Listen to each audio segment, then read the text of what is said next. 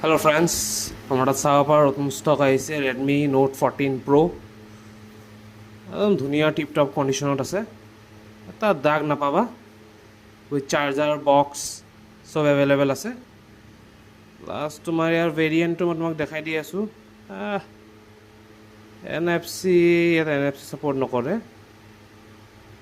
বাকীখিনি তোমাক দেখাই দি আছোঁ। তোমাৰ হেৰি আছে 256GB 8GB ৰেম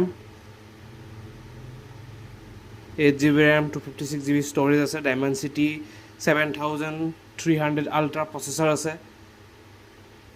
বাকী তুমি অনলাইন ফেচবুকত ইনষ্টাগ্ৰাম সেইবিলাকত চাই কিনে তুমি পাই যাব পাৰা। ভাল লাগিছে যে আহা আমাৰ ফোন হাবত।